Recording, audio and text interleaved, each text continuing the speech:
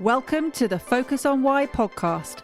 I'm Amy Rowlandson and I ask my guests one simple question. Why? Focusing on the importance of why, I share with you the relatable, uplifting and inspiring conversations I have with people from all walks of life. This podcast will encourage you to focus on your why to enable and empower you to achieve the success you desire. Have a purpose, have a plan, focus on why. Today on the Focus on Why podcast, I'm joined by Dhillon. Jay, welcome. Thank you, Amy, for having me. It's an honor to be on your podcast. Thank you. Oh, it's brilliant. And we were just trying to work out how to introduce Jay, what sort of title to give him. And we just decided that we'd just go with Amazing Guy. That's really, I appreciate that. I'll take that. Well, we all wear so many hats in life and it is difficult. And we don't like to be defined by any one particular title. And actually, we're a sum of all of the things that we do. So why don't you just share with us what it is you're doing right now? Yeah, so I'm a business person, an entrepreneur. I'm a mentor as well, podcaster, public speaker, and investor into businesses and into property. So that's what I do in a nutshell. Brilliant. And what keeps you most entertained or busy right now? My children, definitely. My two children keep me entertained, especially lockdown at the moment. But I think for me at the moment, it's the growth of the brand. I mean, we'll go into the business I work with at the moment, but generally speaking, I think just reaching out, connecting with people on a higher level than me, sharing the message, the media company we've set up. So a variety of things. Obviously, you're a property investor, so that always keeps you busy with things that are happening at the moment with the property world. I can say my day is really mixed with different kind of challenges, but I won't have it any other way. And you mentioned about connecting with people on a higher level. What does that actually mean? Yeah, so for me, my business life as well, it's been array of mentors, speaking to mentors, getting that knowledge, people who are ahead of the game with me, as well as passing it down to people who are starting their journey. So for me, it's just having a conversation, seeing what they're up to, seeing what they're doing, see how they're looking at things differently, and then passing that message through my podcast is one avenue, and through the people I work with. And who are the people that you're working with right now, Jay? So on a mentees or mentors? Both. Yeah, so mentees, we've got, I work with a handful of different type of mentees. They work through on a one-to-one basis with me. You'll probably know quite a few if I name them, but just to keep them somewhat confidential, it's fair enough. And with mentors, I have quite a few mentors I work with. Mike Osborne is a mentor of mine. He's been with me for quite a while. I'm generally on the podcast, I've interviewed so many people now. So I could list so many that you could go through and have a conversation with. But now it's more friendships, if that makes sense. Because obviously I've been in business such a long time now, and they've helped me on my journey. So, I mean, I could probably name loads. But I would say people on my podcast, if you go on my podcast, you'll see the names that I work with at the moment. And why is it important for you to always be furthering your knowledge and growing? I think the day we stop learning is the day, you just stop growing. One key thing for me, and I've studied a lot of entrepreneurs, even myself, is when I'm not growing, I'm not fulfilled. And that means picking up a book. That means trying a new idea, trying a new business. So it's really important for me to always be growing, because your mind, it's something that your body obviously gets old and old. I'm 41 now. I'm not that old, but, we're getting there. But the mind is something which you can keep educating, keep training. And in technology now, more important now in the lockdown, with the businesses I know and I've worked with, is you've got to adapt. And what does adapt mean? You've got to be constantly learning. You're a podcaster. I do podcasting. I'm on YouTube now. Why am I doing that? Because it's the next. I can see the future. We know where it's going. So we want to be always educating ourselves, because if I was doing what I did 20 years ago or 20 years ago, which is direct mail, cold calling, where would I be now? I'd probably be nowhere. Whereas using social media, I can now get a message out to a lot more people. And where does your passion for business come from? Yeah, so, I had to think about this, because my passion it's changed over the years. But initially was just to, financially and achieve something myself. And the way that I could do that was through a business, because in business, there's no one judging you, if that makes sense. you can start a business tomorrow. You don't have to go through a corporate ladder. Don't get me wrong, it's very tough in business. I'll probably touch on that. But for me, it was the easiest way to prove something to myself and also build something with a financial aspect, which I could have a better lifestyle that I had growing up. And why was that important to have a better lifestyle? Yeah, it's really important because obviously growing up, seeing my parents work really hard, working 16, 17 hours a day, having not having a bedroom till I was 13, 14, because obviously we had a smaller house, and we shared the house, and I had my brothers and sisters. So it was like a 3-bed house. And obviously I'd moved around to get my bedroom. So for me, it was to do something better. It was to evolve, was to have, my children having a better lifestyle than I had. Now, I don't want to get people get mixed with the message. My childhood was good in different kind of ways. And I've now got a challenge with my children to make sure they don't think that everything's easy. So it's kind of reversed itself. But for me, just to better myself. Our grandfathers made a real big sacrifice, and my parents coming here from a country, from India, coming with nothing, absolutely nothing. And for me, I wanted to take that the next level, make sure that what they sacrificed, that I went on to do better, if that makes sense. Now, only people can judge if I've done better, but for myself, I think as long as I'm growing, as long as I'm evolving, I feel like I would have done them just for coming over all them years ago. And where does this sort of mature mindset come from? Did you always have that powerful drive? Yes, I think just you have to learn in business.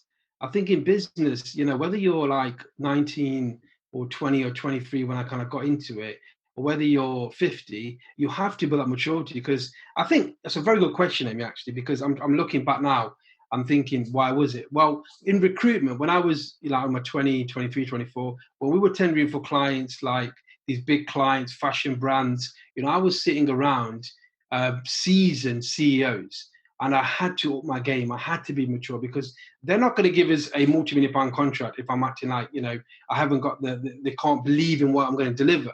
So I think I had to. There's no option. I was playing the game of business where there is no age limit. And, 16, 17 years ago, it was a lot more difficult. Social media wasn't about. So I think I probably learned that I had to do it in business.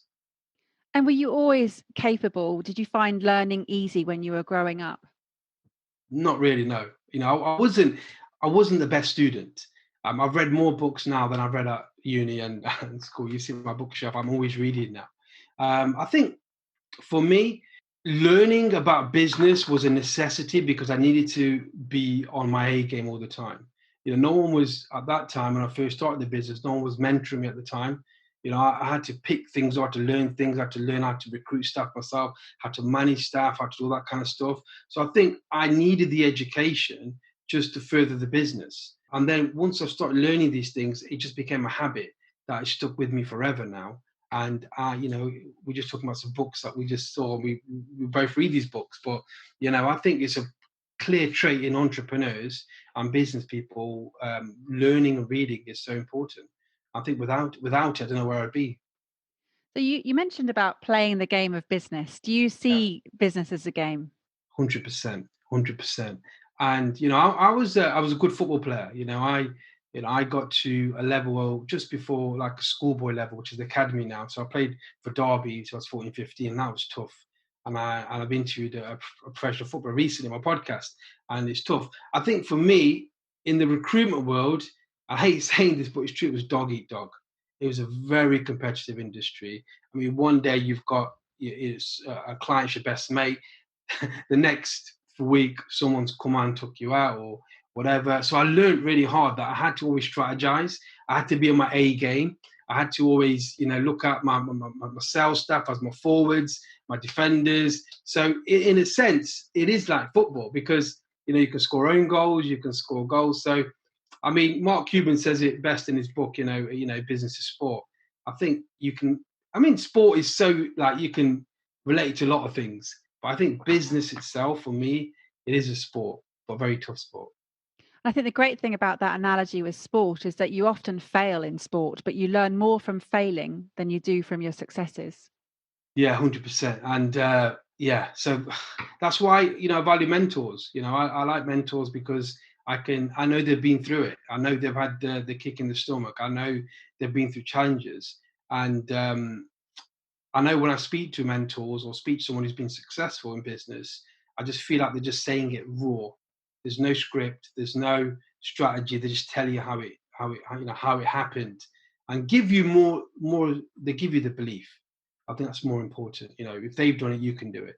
So for me, 100%. I think you definitely learn from your losses because they hurt. They hurt a lot, but obviously you won't do that again if that makes sense. So why does it mean so much to you to be mentoring other people? Yeah. So I always enjoyed giving back.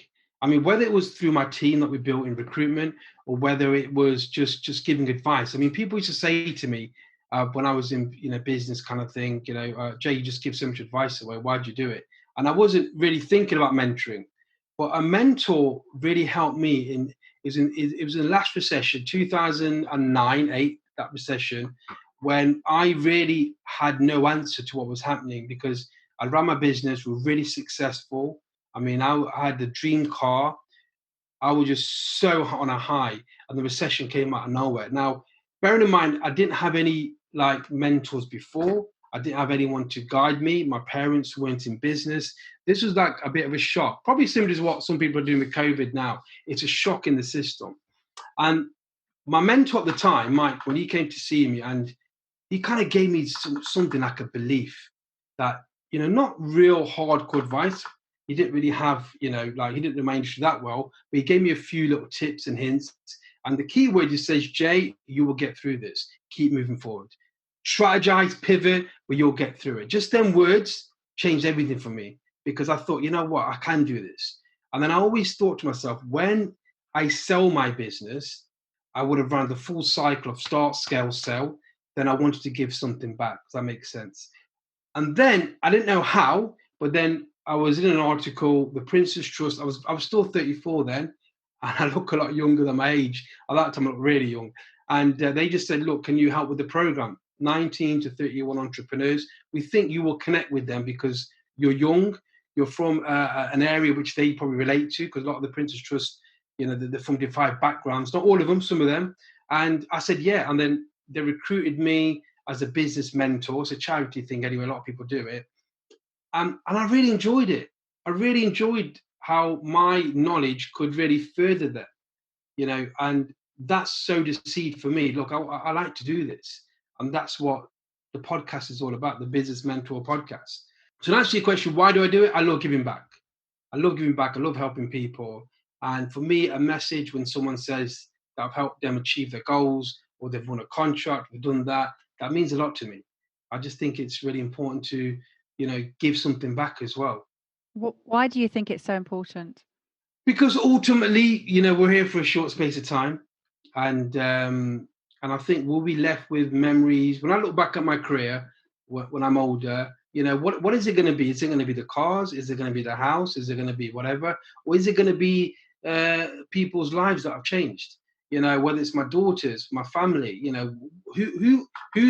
what will I be fulfilled with? And I know, studying from the greats, I know that, I'd love for people to have taken my knowledge for them to better their lives. Because ultimately, we need to pass that down, don't we? And if I can do my bit, I think it's really important. And I think it will give me a fulfillment that materialistically I won't get from anything else.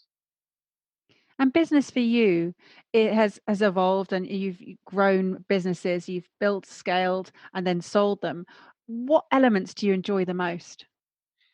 Yeah, it's an interesting question. The startup phase is the toughest, but it's the most enjoyable. I had so much fun starting my businesses. And although it is stressful, when you look back, you think that was so cool. And when they get to a level when they're really big, and you get different pressures, of course. But for me, you've got to enjoy the process. Right, and let me make this message clear because people just don't get this. I don't think that doesn't mean it's not going to be stressful. That doesn't mean you're going to record a podcast for an hour and it didn't record, right? And you're stressed of what happened. It means you've got to enjoy the wins along the way, little tiny wins. And I learned that very early on because I was, a lot of entrepreneurs listen to this podcast or people trying to do something. they put so much pressure on themselves because they want that big goal straight away. But just really honestly break it down. If you've had a good win, just enjoy it. That doesn't mean going out and celebrating and buying champagne. Have a cup of coffee, just relax, watch a bit of TV, little things like that. So for me, I think the journey has got to be enjoyed. And I look back now, when I document my life, and I look back and read stuff, I think, you know what, they were the great days. And I've got plenty more going forward. And I'll probably look at this podcast and what a great time this was. Lockdown, for me, will probably be an opportunity to look back and people will reflect on it. So I think, 100%. I think, in business, enjoy the journey, enjoy the wins, because, the pressures of business is there all the time anyway. And what have been the habits that have served you the best in your working? I mean, you mentioning, do you actually journal? Is that something you do? Yeah, I've journaled quite a lot. I mean, I used to do it on, I used to do it in diaries. I don't know if you can see, there's so many of these. These are yearly diaries that I used to keep. So every day I'd write in a diary. Now I do it online now because obviously you can. But, I've always journaled. I've always written down what my goals are. I always, plan my day. I always do a morning routine. Now, does that always happen? No. Especially with kids, things can change very quickly. But I try and keep a consistency of doing daily tasks each day. Now, why do I do that? Because obviously, as an entrepreneur, there's so many things happening in the world and so many things happening. Sometimes you can have a day of so much and think you've achieved nothing. So it's just making sure that each day I'm just making my small steps, because ultimately I know that will get me to my main goal. And that's what I can control, right? I can control these little things, activities. I can't control what's going to happen in the future. I can see it, but I've got to build these steps to get there.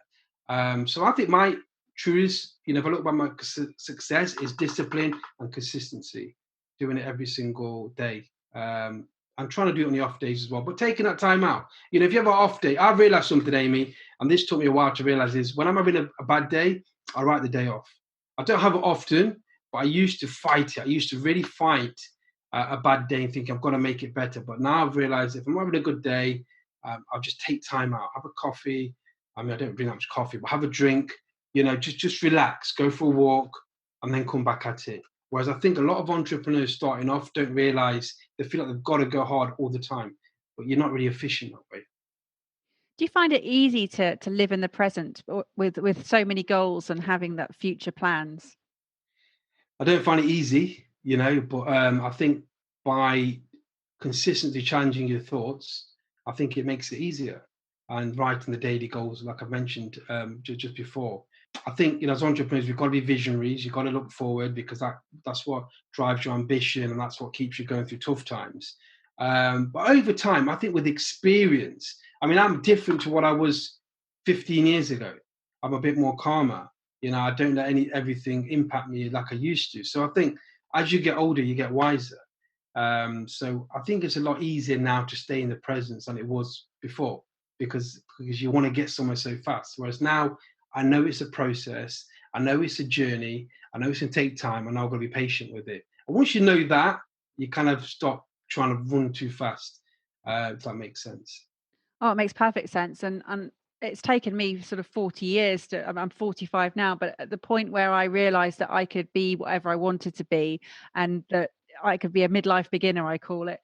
But it's very much a case of adopting the right habits. I also journal, and from the day that I started reading The Miracle Morning, that was 1270 days ago, and I've journaled every day since.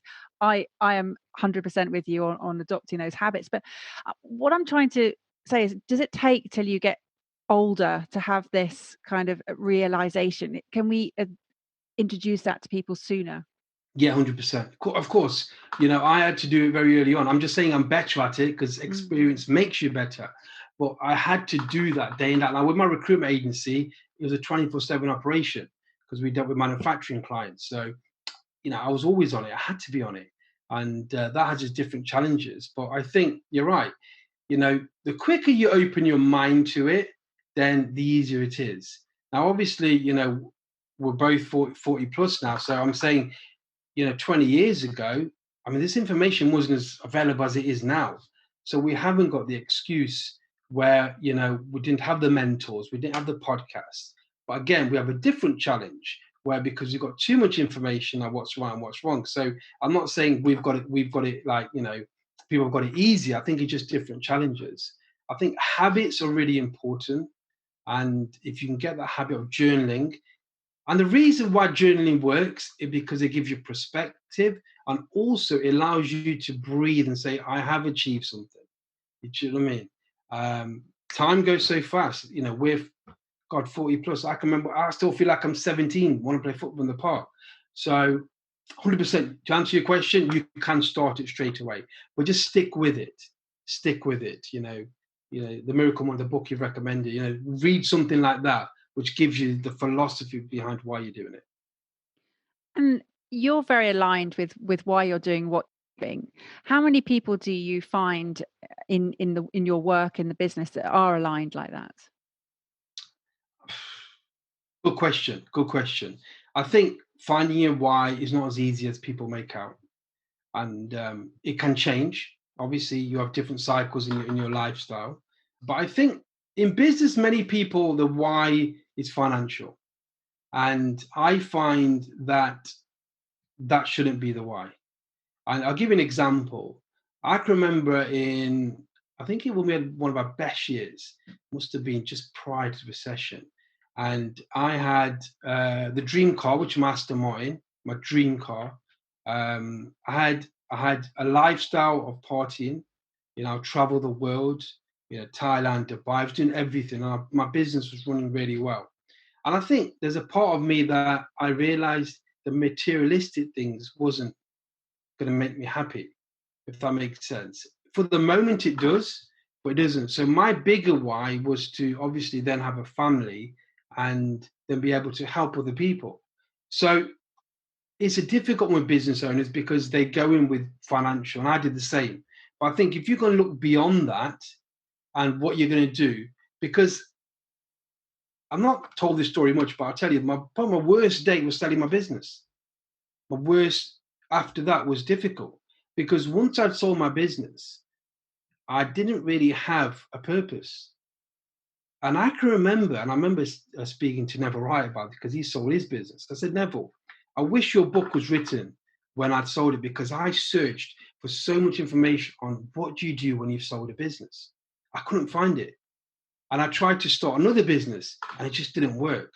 So it's interesting how your why has got to be a bit bigger than just like a financial goal. It's got to be, what do you want to do? Now, my why is to give back and to leave a legacy, to help other people, to be, for my legacy to live on after me. And that's not an egoistic thing. I don't want to be like, people, Jay Dillon. It's just that could change someone's life growing up. So in answer to your question, I don't think many people really know their why unless they're challenged. And then they go deep, and I'm sure you've had your conversations with people and they realize their why came a bit later on. I don't know if anyone's teaching this. I don't know if anyone's going deep into it, but that's a great thing. But this is entrepreneurship. No one teaches you how to do it. And you can go to every course you want, but no one will put you in the roller coaster of what's going to happen. Yeah. For 1 minute, you're doing really well, and then suddenly, boom, the recession comes. You're like, oh, why is it happening? So it's an interesting question, and I think if you asked a lot of people, they'll probably struggle to answer it. Yeah, they do. Absolutely, and that's the whole purpose of this, is to bring on people who have been able to focus on their why and are living sort of a life that is aligned with what their passion is. And for me, this podcast is all about just challenging people's status quo and moving them from a position of existing to living, and just thinking about what it is they're doing, and is it something that they are passionate about, and if not, could it be that they do that, they move into that. What do you find, Amy, in your conversations in this topic? Are you finding people have got their why? What's your sort of feedback on that? Ironically, the majority of people who have shared their why so far has been from a huge point of pain. There's been an epiphany, or there's been a near-death experience, or there's been a huge driver towards shaking their lives up. And then from that point, they've been absolutely on fire because they are now so aligned with what they're doing. So there is definitely that for the majority of people, not all, But what I'm trying to sort of evoke is that it doesn't have to be that you get pushed into a corner so much so that you then have to change from that position. You can actually take responsibility sooner than that. And that's the premise of this, is just to make people aware. And that is probably the best bit of advice that someone could get, is to change when you don't have to change.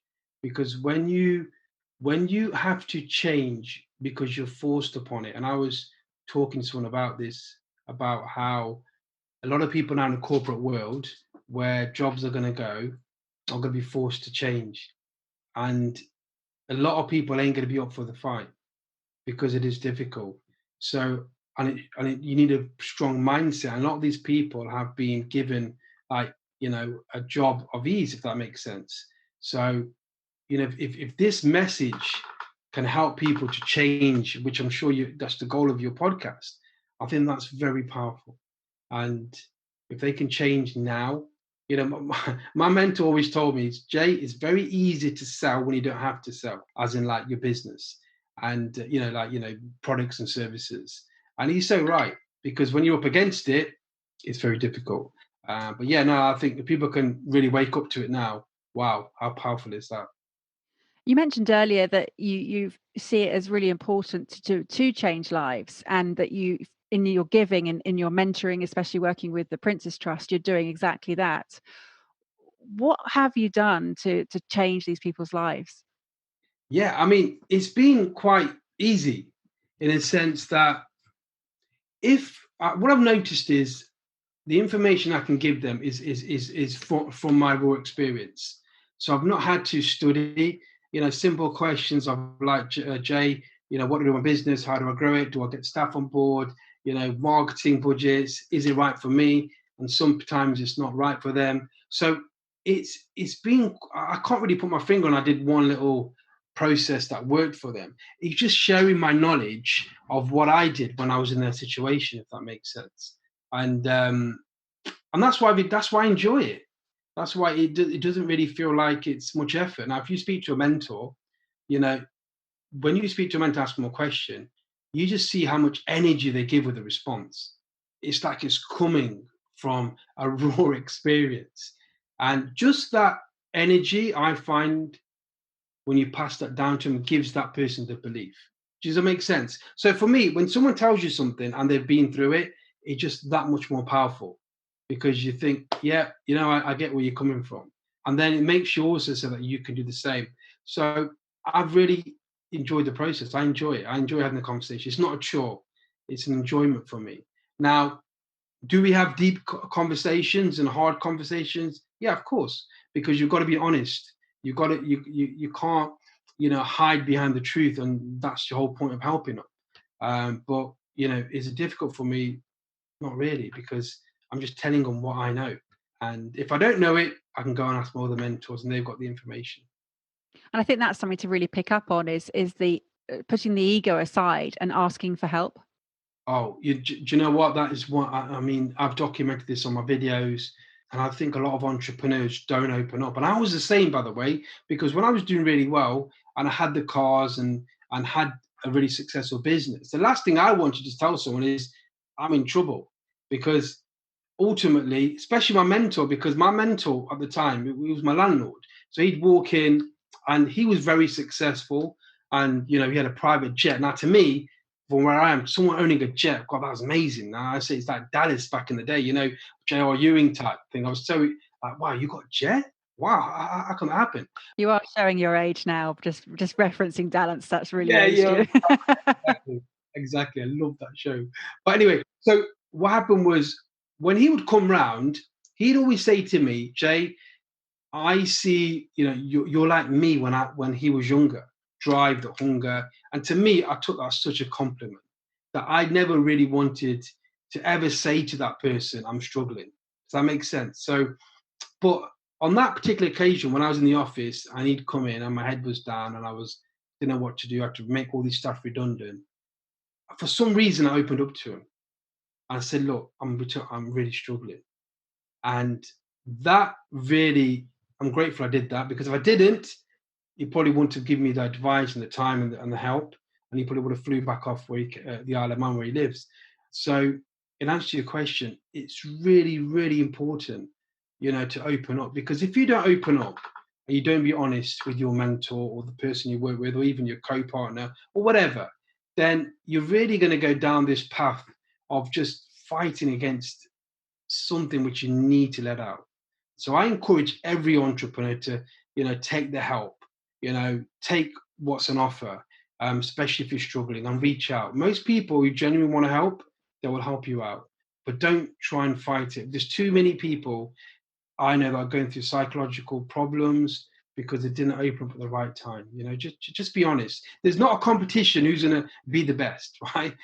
Everyone's here on their own purpose. And I always said, no one's going to put food on my table and vice versa. Let's just help each other out, and we'll be stronger together, right? Surely. I love that. So how do we filter through all the information that we're being bombarded with right now? That's an amazing question, Amy. You know what? That's something. When I started, obviously the Prince's Trust, and I started getting in the training.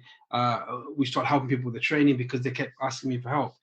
I think you've really got to do your research. I think that's one definite thing. And I think, this is my thing. I think a business takes time, effort, and at times investment. Now, if you haven't got the money, you can put the hard graft in, and you can use your sweat equity, which I call just going hard at it and doing everything. But I think to filter out, you've got to do your research. You've got to actually make sure that the information you're getting is validated somewhere. And for me, business can be easy, but it's not. There's no get quick rich in my mind. Now, can you build an income very quickly? Of course you can, if you've got certain aspects. But for me, just be very, very open with the information you get. Test it, measure it. Test it, measure it, put the action steps in. A lot of people, I think, take a lot of training, but they actually don't do anything with it. Do you know what I mean? So for me personally, when I used to do training, my main goal was to prove that trainer wrong, right? And you might think that's a bit weird, but I just want to prove him wrong. And you know what? By doing that, it just put me into action, and I get on with it. And I'd be out the blocks, and I'd just be doing loads of stuff, and then it works anyway. Because as you do the training, you ask the right questions. So with lots of information, there is there, but I think action. You've got to take the action. You've got to take the action. I think that's what's missing, in training and success is people overload themselves with training, but you've got to go to action. If you look at property, you've got to go and do the viewing. You've got to make the offer. You've got to go through your property falling away and it doesn't quite make it. I think to filter it, first thing is do your research with open mind. Second thing, put the action in. And also not have an immediate expectation that things are going to have that instant gratification mindset. You've got to work hard. There's no quick, as you say, get rich. Yeah, I think the problem we've got is probably the messages that we get now. I mean, there's so many messages about, become a millionaire overnight. This is going to make you $1 million. I think people who do that, I don't think they need to do it. I think if they just be honest, say, look, this can take you 6 months. This might take you a year. This will make you financially free, but it might take you 10 years. Are you up for the challenge? Of course. But I think what happens is, and this is a bit like, I think it's probably the wrong thing is you're trying to appeal to people who just want that golden nugget. It's probably the most vulnerable people, if you ask me, because if you're selling someone the dream or a quick rich thing, then what you're appealing to someone is in desperation. Because most entrepreneurs and most successful people who want to do really well and who want to, who understand business will understand that the get quick rich model isn't really straight away. It's not instant. So it's a difficult one. That's why I think you need to do your research. But we are bombarded with constant messages of that. Me and you, we're experienced, so we can probably see everything, but some people can't. And my concern is, as people now, from COVID, I think people are going to get made redundant. They're probably going to businesses now. My concern is these people are not really know enough about the industry to realize what's good and what's bad. And if they invest all their redundancy, I'll give you a quick example. I get these calls quite often. People want to start a recruitment agency because I did want to build one. And the amount of times I've had people who left a job and said, look, I've got my redundancy money. I want to start an agency. Can you help me? And the first thing I say to them, and they tell me they're going to get the office, they're going to got all this stuff. And I said, have you got any contracts? Have you got any signed agreements? And the amount of times I've turned them away and said, look, I'll be honest with you, it's going to be so tough, so tough. Are you up for the challenge? It's not, my friend said it's easy. Now, I'm going to tell you how it's competitive. And I've stopped them from wasting their money. Now, some people won't do that. They'll probably take people's money and put them on some courses, if that makes sense. So it's a difficult one. But I think if more of us are putting this message out there, that takes time. I think more people have told me I've put them off doing things. And I say, you know what, it's probably good because you went up for it. So that's probably a good thing. And where does that sort of mentality of proving people wrong, or even just proving yourself wrong, where does that come from?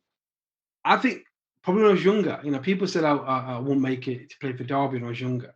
And I had to prove them wrong. Competitive, I like sport. I'm quite competitive. And if someone says no to me, I'm going to do it. Someone said to me about the podcast, a business podcast. You really going to do a business podcast? Everyone's got a business podcast, but I did it and we're an established podcast. And we've had some really, really big guests and they like to come on my show, which is great. In business, I was told I couldn't do business. I was told I was rubbish at sales. I was told that I could never win a contract. And do you know what? That drove me. It hurts. It does hurt. When someone tells you very close to you, without going too deep into that, you're not going to be successful in business, and tells you time and time again, and you're going into one of the most competitive industries in an area which you don't even know, that takes some mindset.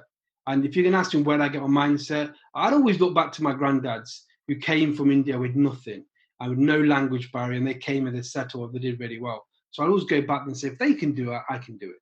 So, I just think when people say I can't do something, I want to do it. And trust me, I will give my all. I will give my all for myself, for anyone working with. And, sometimes I don't make it. There's plenty of businesses I could tell you about that didn't make it and I've lost money on them. And it probably wasn't the right thing to do. I shouldn't have started a catering company. I shouldn't have done this. I shouldn't have done that. But you know what? I look back and think it's great knowledge I can pass on one day. So in a sense to your question, when people say I can't do something, I want to do it more. Yeah, good or bad, that it's worked out okay so far. Is that how you motivate your mentees? Yeah, I think my mentees, I think my feedback from my mentees is, and I ask them, what is it? And they love my stories. They love the way I when I tell them something, I'll go deeper. I have a mentoring session, and it'll be booked for maybe an hour, and I'll probably go on for 2.5 hours talking. Then I ring them after. I'll WhatsApp them.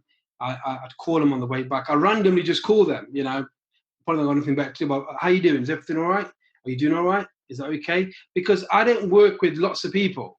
I work with a handful. Because what you got to understand is a lot of the people that approach me want to start a business, or they haven't got a business. So what I always say to them is go to my podcasts and listen to all the lessons. Now, if you've got an established business and it's doing well, you want to recruit staff, you want to take the next level, you need some kind of growth plan and exit strategy, of course, I can give you a bit more knowledge on that. But initially, just go through all the podcasts. It's free information. The reason I wanted to give it free is because I know for me to find a mentor, it was very difficult. Luckily, I got one to me, but I get asked the question, Jay, I can't find a mentor. Mentor's too busy. Hence the reason why I created the podcast. That makes sense. So, my mentees, that's the kind of feedback I get. I try and over deliver.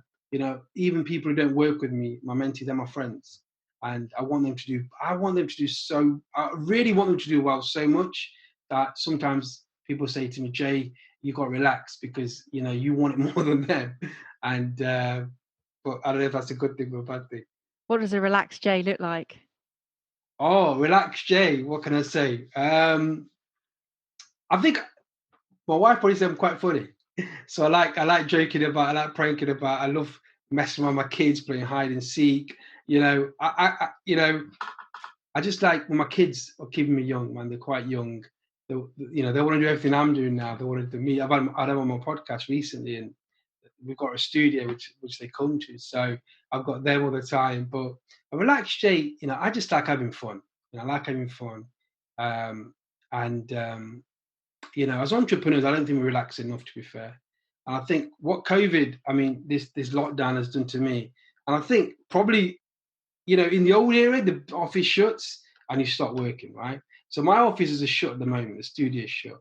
But here I've got an office at home. And that's a good thing and a bad thing, but I've just been on it all the time. I get in my office in the morning, I'm up in the morning, I'm working, I've probably done a lot more, done more podcast interviews I could think of at the moment, what I wouldn't normally do. But I'm just constantly working. So I think it's important to take a time out. But with my kids, I'll go for a walk. I've got a nice countryside in Derby. I go out and about. They're in the garden now. We've got a pool for them. So, the kids keep me young and relaxed. So, yeah.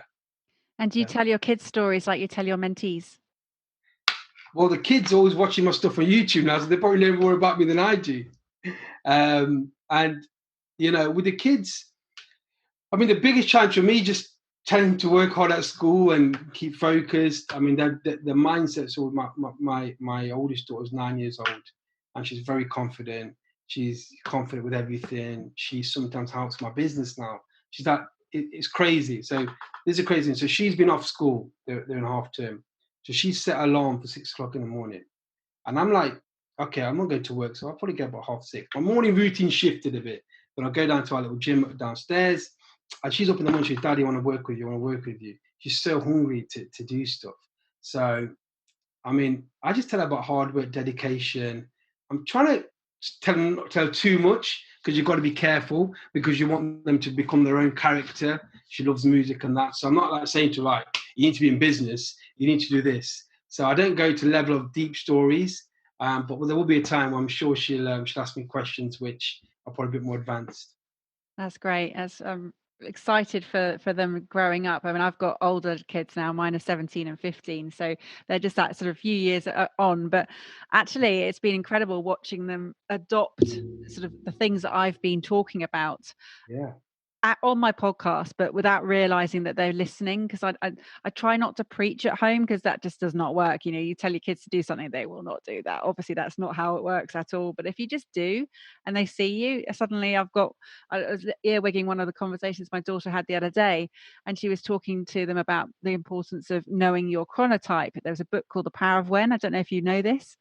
But it's all about understanding your natural rhythms, your sort of circadian rhythms, and whether you're a bear, a wolf, a dolphin, or a lion, which is what I am. And it's really interesting to understand what you are naturally, and actually you're mostly out of sync sometimes. What's that book called? It's called The Power of When.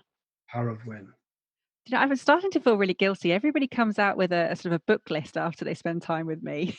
Yeah. What? So with your, it's interesting because your children are older than mine. Yeah. So are you seeing their mindset, mindset shift? Or are you seeing do they want to be something different? How have you seen that go with the older type children? I think what I've seen with my kids, and they've gone through this lockdown period very well, because they're very adapted to independent living anyway. That's the way that my husband and I have brought them up. So they've been really okay.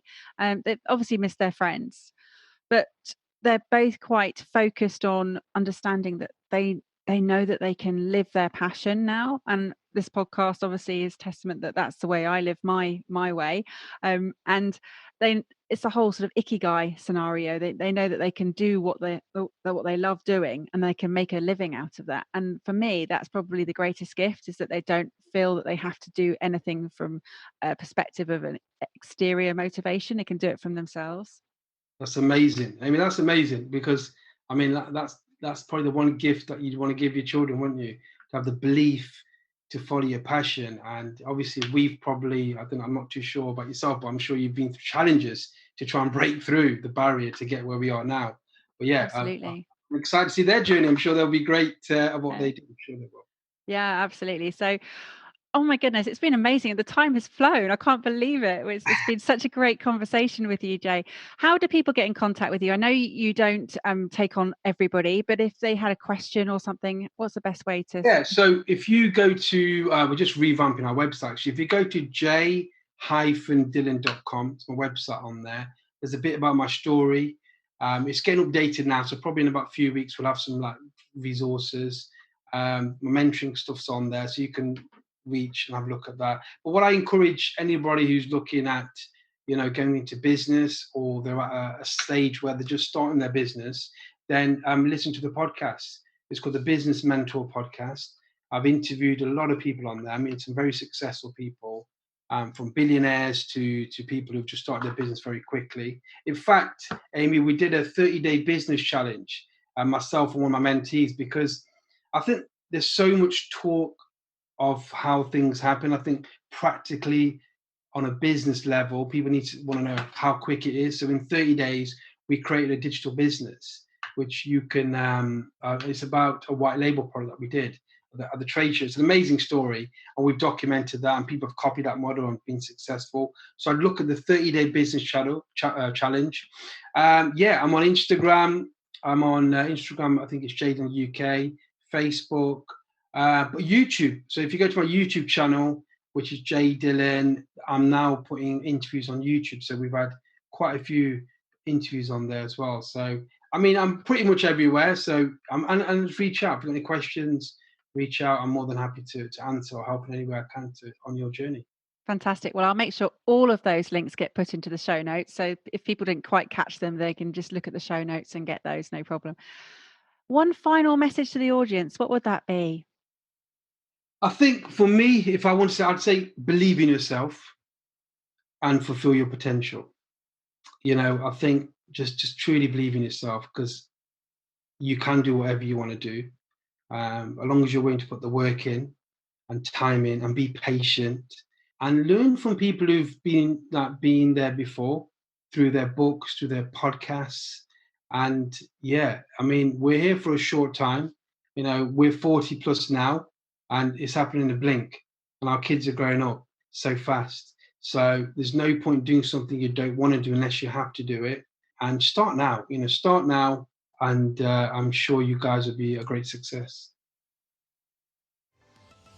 Thank you for listening to the Focus on Why podcast. I'm Amy Rowlandson, and if you've enjoyed this episode, please leave me a 5-star iTunes review.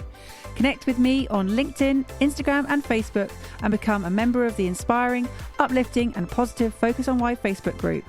Have a purpose, have a plan, focus on why.